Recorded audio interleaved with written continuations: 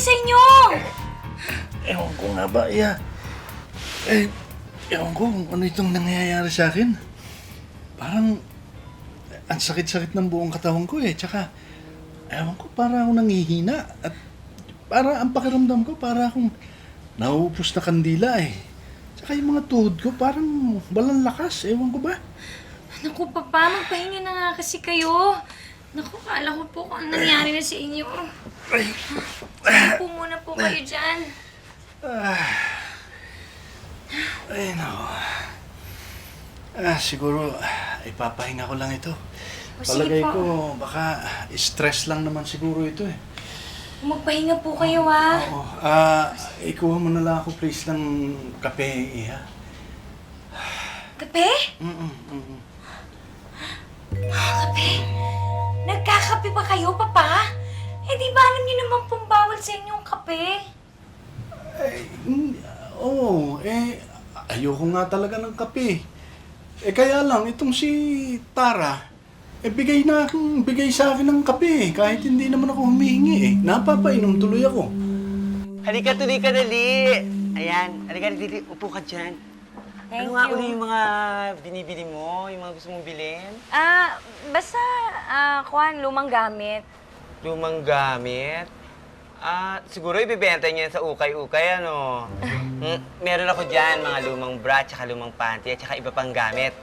Kunin ko lang, ha? Just dali. Nauuhaw ako. Baka pwede naman makiinom ng malamig na tubig. Sige, sandali. Tara?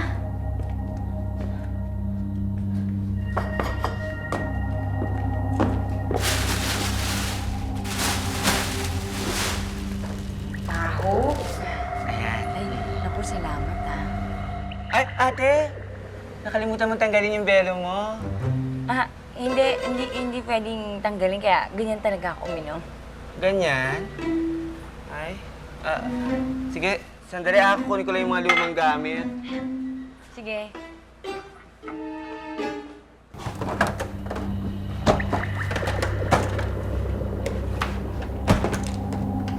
Paano naman, baby, nakatira?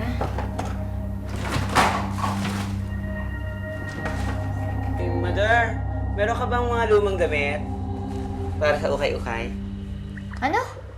Lumang damit? Lumang gamit? Ganon? Wala naman ako alam na lumang gamit ko na bitbit ko dito, kundi ikaw. Hindi ka naman pwedeng ibenta, wala rin bibili, walang interesado. Wala. Ewan, ako nga meron dito mga lumang gamit na ipagbibili ko dun sa Iranian na nasa garden. Sige, diyan ka na nga. Teka, sandali. Ano sabi mo? May Iranian na nandiyan sa garden? Dun sa may swimming pool. Pinapasok mo? Nakakaawa kasi. Ang kapal-kapal ng damit niya, tsaka may belo pa. Alam mo, ikaw talaga, ha? Hindi ka na nag-iisip, ha? Pinapasok mo? Alam mo naman na delikado ang panahon ngayon? Palayasin mo yun! Palayasin mo! Sige na! Sa'yo? Wag mo na! Talaga to.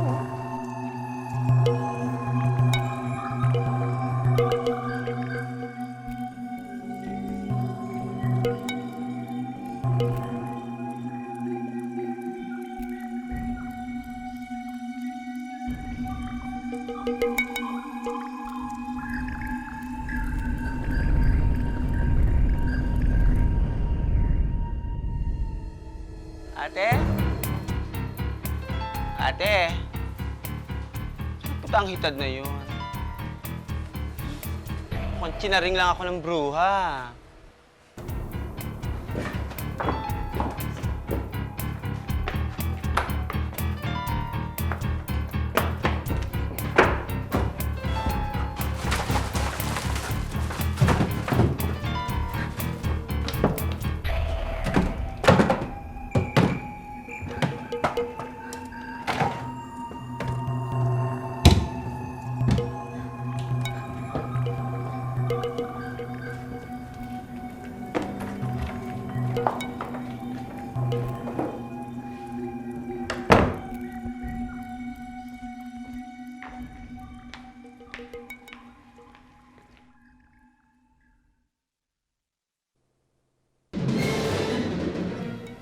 Sino ka? Magkamukhang nga tayo. Ira? Ira, ikaw ba yan? Akala ko ba kinidnap ka? Ako kinidnap? Oo. Ba't inisip mo? Ira! Ira! Bumalik ka dito, Ira! Ira! Hoy! Si Ira ba tinatawag mo? Bakit mo naman tinatawag si Ira? Hindi na siya umuwi dito. Eh, ano naman pakialam mo? Tara, magtapat ka sa akin. Anong ginagawa mo sa papa ko? Uy! Papa mo? Huwag ka nga masyadong feeling dyan, ha? At saka ano naman ang gagawin ko sa papa mo? Pwede ba? Hindi ko siya type. Gurang na siya, no, para sa akin. Mahig sa DOM. Eh, bakit ganun? Alam ko, meron ko nilalagay dun sa kape niya. Ano? Nag-drugs ka ba? Ha? Adik ka? Ano pinagsasabi mo dyan? Magtapat ka, no? Nilalagyan mo ng lason yung kape ni Papa. Kaya unti-unti nauupos ang katawan niya. Tsaka ikaw ang feeling, no? Alam mo, kung lalasunin ko ang papa mo, ikaw na muna ang uunahin ko. Tsaka bakit ko naman kailangan ilagay sa kape? Pwede ko naman ilagay sa pagkain na niluluto ko na nilalamon nyo. Hoy, Jimmy, hours ka lang. Kaya kung ako sa'yo, lumayas ka na dito. At sino ka para magpalaya sa amin dito? Alam mo, impostora ka lang. Gagawin kong lahat para mapalayas kayo dito ni Papa. Tandaan mo yan, Tara. Huwag ka nang nagbabanta. Gawin mo na lang. Gusto mo, pustahan tayo. Ikaw mawawala sa bahay na to. Tingnan natin. Talaga. Tikoy! Tikoy! Jimmy, hours. Tikoy! Para akong nakaharap sa salamin nung magkatapat kami. Kamukhang-kamukha ko nga siya. Tapos tinawag niya pa akong Ira. As in, nararamdaman ko talaga na magkapatid nga kami. Si Manny nga yun. Pero ang sabi niya kinidnap daw ako. Ibig sabihin, Kinidnap si Ira? Sandali lang ha. Nakita mo doon si Marie na kamukha mo na akala nila si Ira, ganun ba yon? Aling Pinang, basta kailangan nating siguraduhin kung nakidnap na si Ira. Sino naman kikidnap kay Ira? Ayel, nandun si Tara at si Digoy sa mansyon. Kaya kahit anong mangyari, yung dalawa na yun, gagawin nila ang kasamaan. Basta lang makasira sila ng pamilya. Naku, sandali lang ha. Hindi naman po sila kidnapin yun. Ira Bautista na yan, kasi artista yun, may shooting yung bukas. Aling Pinang, hindi ba narinig niyo po na si Marie nga magpo-proxy kay Ira? Ibig sabihin, wala si Ira, kaya si Marie ang gaganap na artistang Ira. Asan na si Ira? Papa, nakita ko dyan si Ira sa labas. Ha? Oo, nandyan na siya. Pero, nag-convert na siya sa pagiging Muslim ata. Muslim? Ano ba itong sinasabi mo? Hindi kita maintindihan niya. Papa, kanina, nakita ko dyan sa may labas. Tapos nakasuot siya lahat na black. Nagmamadali yata siya kaya hindi na kami nakapag-usap. Umalis agad. Pero Papa, alam ko, siguro nag-Muslim na siya. Kaya tuluyang iniwanan niya yung showbiz. Natatakot siya dahil may kontrata siya. Kaya bigla na lang siyang nawala. Pero, ligtas si Ira. Nandiyan lang siya. Hindi siya kinidnap. Sige na! Takas ka na! Come on! Sige na! Habang hindi nakatingin yung mga bantay! Tara na! Wala na bantay! Come on! Let's join me! Let's do some rock and roll! Come on!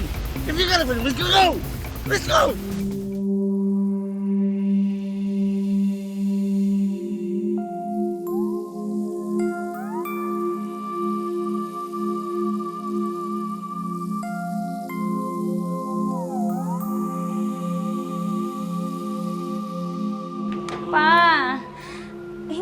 kumontak si Luis Inigo, kailangan ko po sabihin sa kanya na hindi na nga nakidnap talaga si Ira. Hindi siya sumasagot. Baka kung ano na pong nangyari sa kanya. Gusto ko nga rin siyang makausap eh. Bakit po, Papa? Pinapatawad niyo na po ba siya? Maliwanag na sa akin ang lahat. Alam kong naging biktima rin si Luis Inigo. Salamat po, Papa. Huwag kayong mag-alala. Mabait naman po talaga siya, di ba? Itinuring ko na rin siyang parang tunay na anak. Kaya't nakahanda akong tanggapin siyang muli dito. Maraming salamat, Papa. Sasabihin ko po yun agad sa kanya.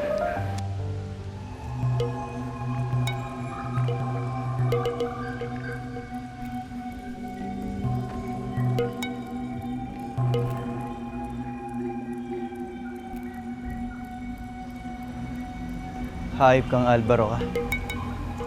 Dito mo lang pala tinatago si Ira. Ngayon magtutuos tayo. Magkamatayan man.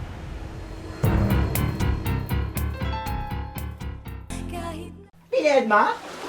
Paano ka dinedma ni Reyna Oceana? Eh yun nga hindi ko maintindihan eh. Samantalang lahat ng nagbabantay sa kanya, natakot sa akin. Kumbaga, pagkakataon na niya yun para makatakas. Pero ano, wala siyang ginawa. Tulala siya. Parang wala sa sarili. Lutang na lutang. Eh, baka naman hindi ka niya nakilala kasi iba na yung itsura mo. Oo nga, natakot siguro rin sa bago mong ulo. Diyos ko naman kayo, tingnan nyo nga. Tapos natakot sa akin ngayon eh. Gandang lalaki ko ngayon. Wow. O kita nyo, hindi pa man naglilihin na kayo? Yeah. Uy, baka naman nagkasundo na sila. Peace na sila ni Arwana, kaya iniwan niya ng lockdown. Oo nga. O kaya naman, nabola na ni Arwana si Reyna Oceana. Alam nyo, masama ang kutob ko sa nangyari kay Reyna Oceana. Ano ka mo sinabi mo kung dito? Parang siyang tulala? Windang, ganon? Hello, Mr. Bautista. Bukas na ang palugit mo, ha? Lokohin mo ang lelong mong panot. Ano sinabi mo? Hindi mo hawak ang anak ko. Sindikato kayo eh. Dugu-dugugang eh. Wala akong 150 milyon na ibabayad sa inyo. Maghanap kayo ng ibang maloloko nyo. Ayaw mong maniwala, ha? Pwes, eto, kausapin mo, ha? Hello, Papa? Hi, it's me. Papa, can you please give the ransom money now, okay? Because they're gonna kill me. Nok! Kuhang-kuhang boses ng anak ko, ha? Ako nga, Willie Nepomuceno, eh. Tigil-tigilan mo.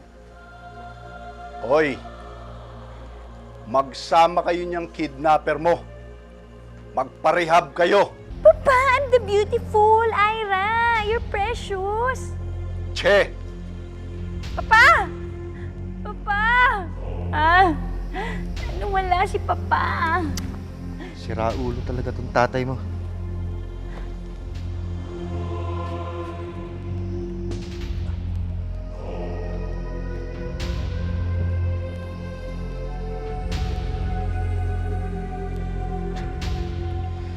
Nakikipaglokohan sa akin ng tatay mo.